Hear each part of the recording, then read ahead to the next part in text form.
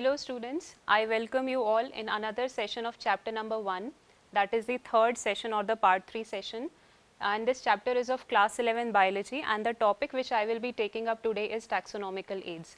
I am Pooja Verma, PGT biology.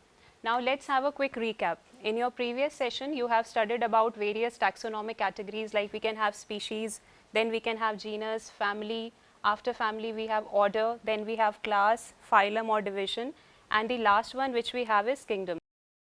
So you have already studied about these taxonomical categories before.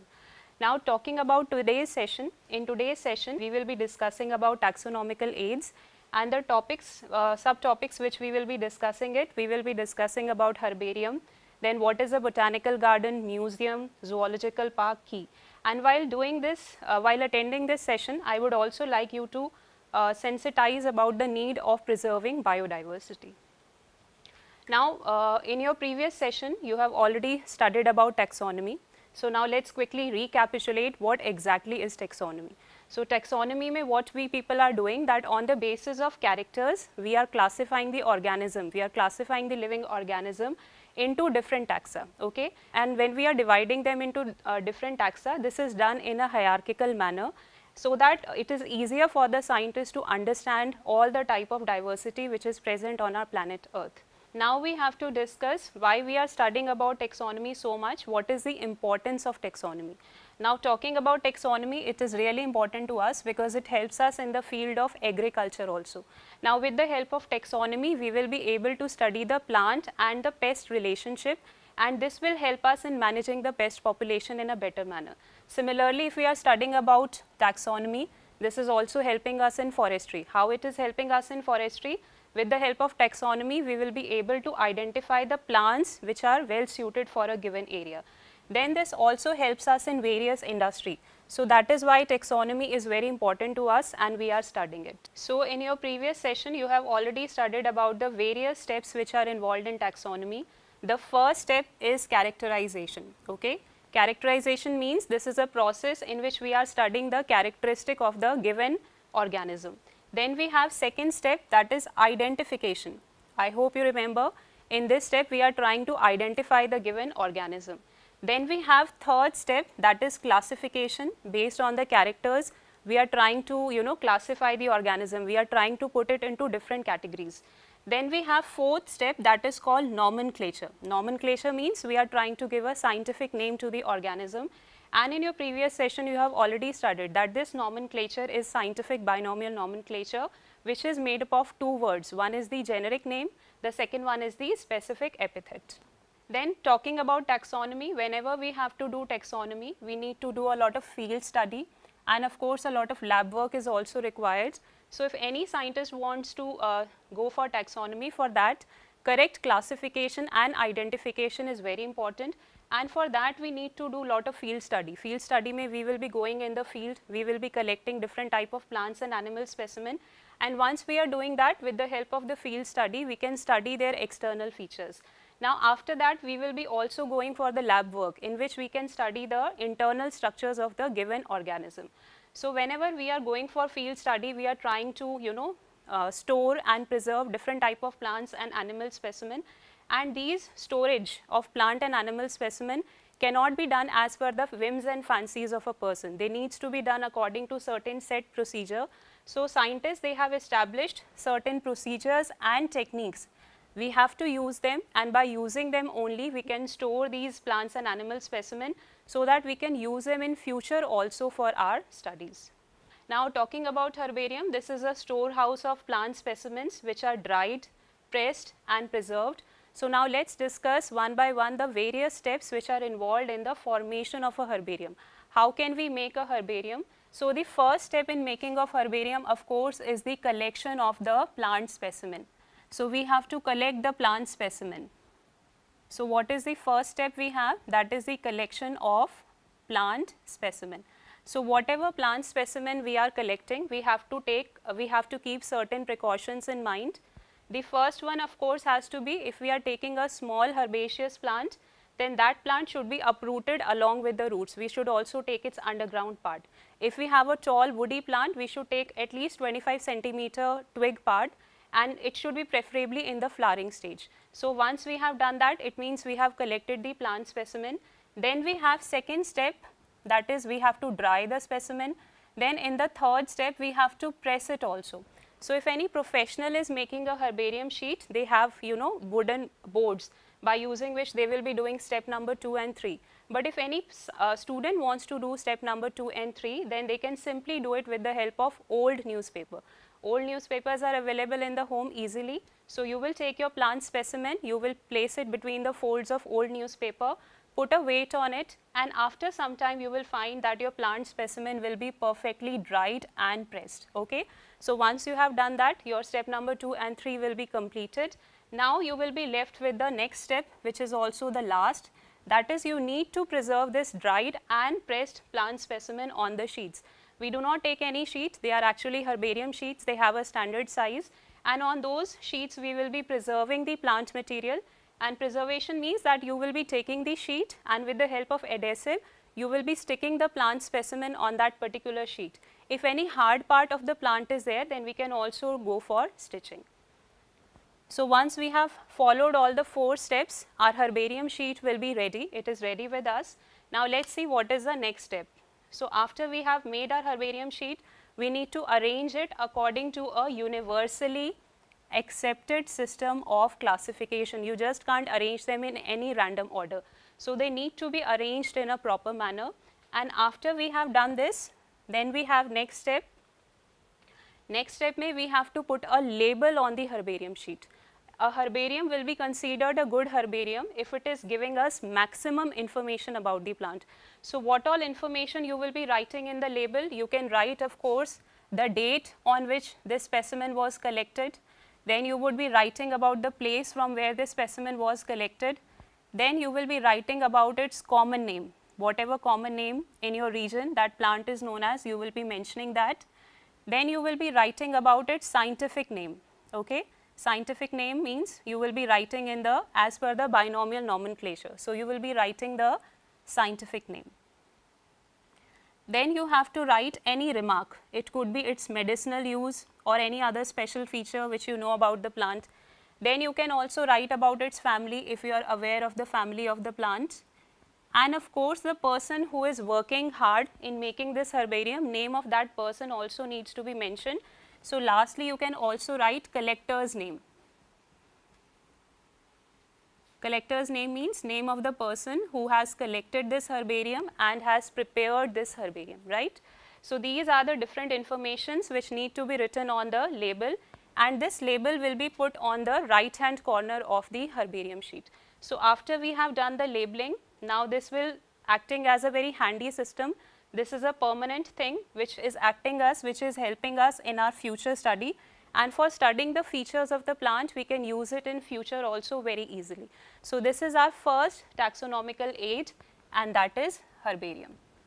Okay, so we have already discussed in detail how we can prepare a herbarium. So I am giving you a very simple activity as your home assignment, that you have to make a herbarium of a medicinal plant which is found in your area. Whichever medicinal plant is found in an area, you will try to collect that plant, and using that you will be trying to make a herbarium. So while doing this activity, you will understand the concept better, and at the same time you will also become, you will start loving and appreciating nature. Then we have second taxonomical aid, that is called a botanical garden. Okay? So second taxonomical aid, these are not normal gardens, these are specialized gardens where we have huge collection of living plants. Herbarium mein, we were not preserving the living plant, we were preserving the plant in a stem or a dead form. Here we are trying to conserve the living plants. So in botanical garden, a huge collection of living plants of different groups are present, and they help us to study the features of the plant. So that is why they are helping us in taxonomy, and we have put them under taxonomical aids. Then whenever you will visit a botanical garden, you will notice that in the botanical garden, on the plants you will be finding a label. On that label, they might have mentioned the information about the plant, maybe the common name of the plant, the scientific name of the plant, family of the plant. So this label also helps us in identifying plants of different type. Then let's discuss about some of the famous botanical gardens. So while the largest botanical garden which is there in the world, that is the Royal Botanical Garden, and this garden is present in Kew, England. Then in India also we have large number of botanical gardens. These two are more famous one. The second one which we have to discuss, that is Indian Botanical Garden, it is present in Havra, that is West Bengal.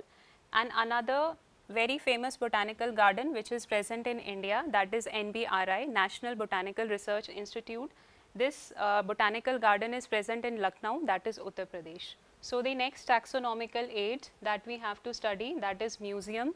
So in museum, they are usually maintained in the school and colleges, in which we are trying to conserve plants and animal specimen in various form. So the first form which we have is that the plant or the animal specimen can be preserved in jars, and they will be having preservative solution. This was how earlier it is being done, but now as per according to the new guidelines, keeping the plants and animal specimen in jars and in preservative is not allowed. So mostly schools, they are teaching students with the help of embedded models or charts. But earlier when this method was followed, so plant and animal specimens, they were kept in the container jar, and in that we were taking the formalin solution. So this formalin solution will make sure that the body of the plant or animal specimen will not be decayed or damaged, and it can be preserved for many years, and in future also we can use it for studying the features of the given plant or animal. Then we have second method, that is called insect boxes. Insect boxes are wooden boxes in which various insects are displayed. So now let's discuss how these insect boxes are made. So for making an insect boxes, we need to capture the insect. We need to capture the insect very carefully, making sure that the body of the insect is not damaged. So with the help of net or other structures, we will be capturing the insect. After the insect has died, we will be pinning it inside the wooden box, and we will be displaying all its part, and below that a label will be put where the common name as well as the scientific name of the insect will be mentioned. Okay. Then we have third method which was used earlier, but nowadays we are not using it much, and that method is, that is larger animal, birds and animals, they can be stuffed. Okay. Stuffing means that we are trying to preserve the skin of the animal, all the internal parts are being removed, and we are stuffing the skin with some material so that it retains its lifelike state. So this method was used earlier, and it was used for display as well as educational purposes, but nowadays we are also not using this method much. Then in a museum, you may also find skeleton of various animals. Skeleton of different animals will be displayed so that we can study the internal parts, we can study the skeleton of different animal. So 4 different methods we are having in museum. The first one was, we can preserve them in the form of jars or container. We can have them, we can preserve the insects in the form of insect boxes. If we have larger animal, we can go for the method of stuffing, and then even skeletons of the animals will also be kept inside the museum. So the fourth taxonomical aid that we have to study, it is the zoological park, which is commonly known as zoo. So have you ever visited a zoo along with your parents or during a school educational trip? So there you might have noticed that in a zoo, we are keeping the wild animals in a protected manner. We are keeping them in very safe environment under human care. We are trying to provide them same conditions as are present in their natural habitat. So once we are doing that, it is helping us in lot more manner. By doing this, we can preserve the animal, and at the same time we can also learn about their food habits and behavior, and we can also study the features of the animals also. So this is how it is helping us in taxonomy. So that is why we have placed it under taxonomical aid. And one example of zoo which is present in our Delhi, that is the Delhi Zoo. So zoological parks are also very important taxonomical aid, using which we can study the features of the plant, we can study about their behavior, we can study about their food habits. So the second question which we have to discuss, do you think zoological parks and botanical gardens are meant for recreational purpose, or they have some other scientific value? Now talking about zoological parks, they are actually helping us in large number of ways. With the help of a zoological park, we can preserve the animal. If any animal is on the verge of extinction, with the help of mating programs, we try to increase their number also. And in zoological park, we also try to study about their food habits and behavior. Talking about botanical garden, this is a place where huge collection of different type of living plants is maintained.